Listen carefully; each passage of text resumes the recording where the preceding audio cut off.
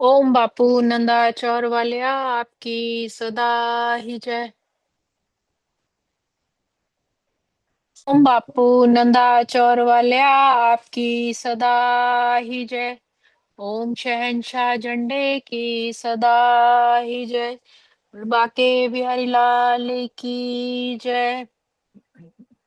सत्संग जी, आज एकादशी भी है और हमारे प्यारे बापू जी का प्रकाश उत्सव भी है। तो एक श्लोक की हाजिरी लगाते हैं। हाँ जी, हाँ जी, बिल्कुल। श्री कृष्ण गोविंद हरे मुरारे, हे नाथ नारायण वासुदेवा। श्री कृष्ण गोविंद गोविंद हरे हरे मुरारे, मुरारे, हे नाथ नारायण वासुदेवा।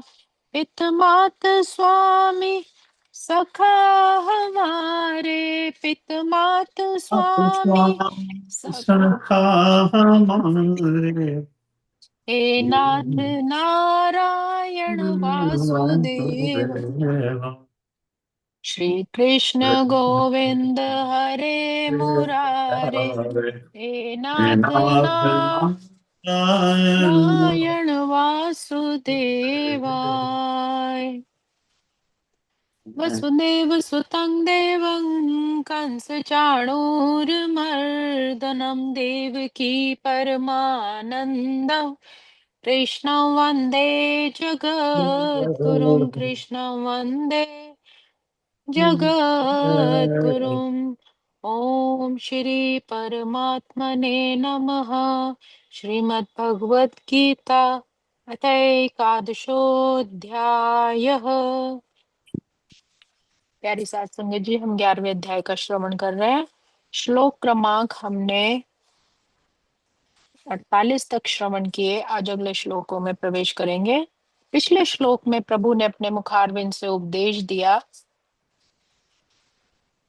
कि हे अर्जुन, हे कुरुश्रेष्ठ, तुमसे पूर्व मेरे इस विश्व रूप को किसी ने नहीं देखा, क्योंकि मैं ना तो वेद अध्ययन के द्वारा, ना यज्ञ दान पुण्य या कठिन से कठिन तपस्या द्वारा इस अपने रूप को दर्शित कर सकता हूँ। मैं इस संसार में इस रूप में नहीं देखा जा सकता।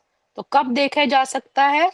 ऐसा विलक्षण और दिव्य जो परमात्मा का स्वरूप है, वो केवल परमात्मा जब प्रसन्न होते हैं, जब उनकी कृपा होती है, तभी देखा जा सकता है। और जब तक आपके अंदर अर्जुन की भांति, हे अर्जुन, तो कहने का भाव है कि जब तक अर्जुन की भांति वो समर्पण ना हो, वो भक्ति ना हो, तब तक ऐसे परमात्मा के विश्व स्वरूप के दर्शन नहीं किए जा सकते। अब अगला श्लोक, श्लोक क्रमांक 49।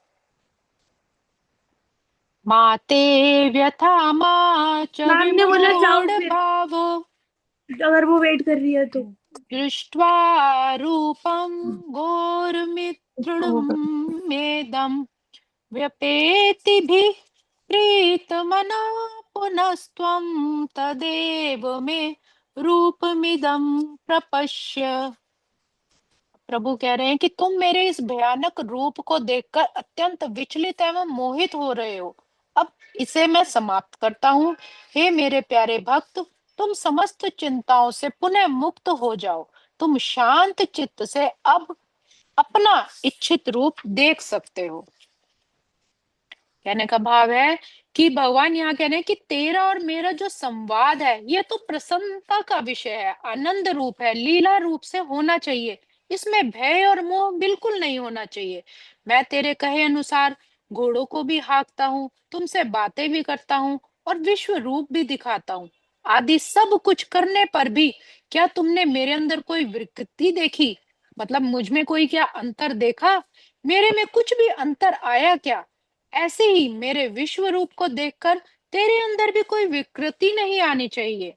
हे अर्जुन, तेरे को जो ये भय लग रहा है, वह शरीर में अहमता अर्थात ममता, मैं मेरापन होने के कारण लग रहा है, अर्थात कि मेरा शरीर नष्ट ना हो जाए, मुझे कुछ हो ना जाए, इसलिए तू भयभीत हो रहा है। तो यह केवल तेरी मूर्खता है, अनजानता है। इसको तू, ये जो तेरी अज्ञानता है इसको तू छोड़ दे।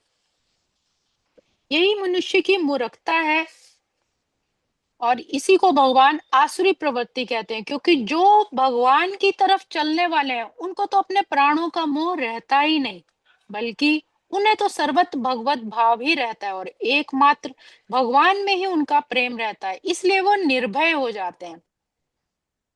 जैसे हम नरसिंह भगवान के भयंकर रूप को भी देखते हैं तो देवता, ऋषि आदि सभी डर गए, परंतु प्रहलाद जी बिल्कुल नहीं डरे। क्यों? क्योंकि उनके मन में उस परमात्मा के लिए अथाह प्रेम था और सर्वत्र उनकी भगवत बुद्धि थी कि जो भी अगर देख रहे हैं, अगर नरसिंह अवतार भी लिया है तो ये भी मेरे परमात्मा का स्वरूप है। उनके मन में उस रूप को देख के कोई भय नहीं था, इसीलिए वे नरसिंह के पास जाकर उनके चरणों में गिर गए और भगवान ने उनको उठाकर अपनी गोद में ले लिया। उनका क्रोध भी शांत हो गया तथा वो जीभ से चाटने लगे।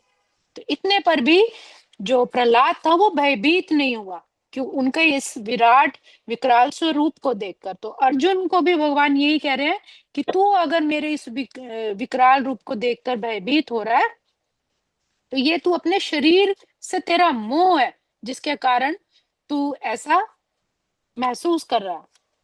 तो अर्जुन ने घबराकर भगवान से कहा, ततक्षामये तवाम्हम म प्रमेयम, कि भगवान यहाँ कहते हैं कि मैं चाहे शांत अथवा उग्र किसी भी रूप में दिखाई दूं, हूं तो मैं तेरा सखा ही।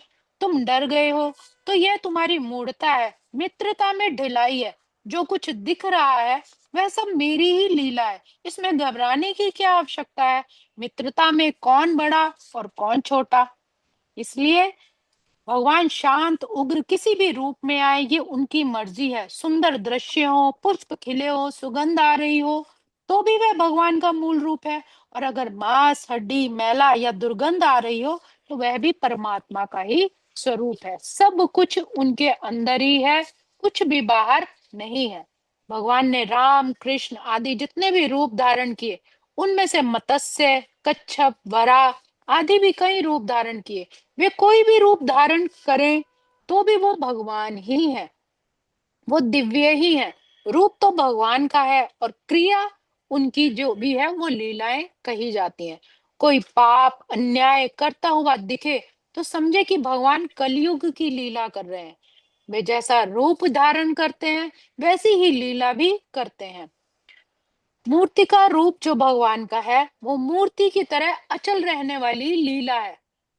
मूर्ति धारण करने के करके क्रिया करने में शोभा नहीं। अगर कोई भगवान का मूर्त रूप है और उसमें अगर वो लीला कर रहे हैं तो वो उसको शोभा नहीं देगा।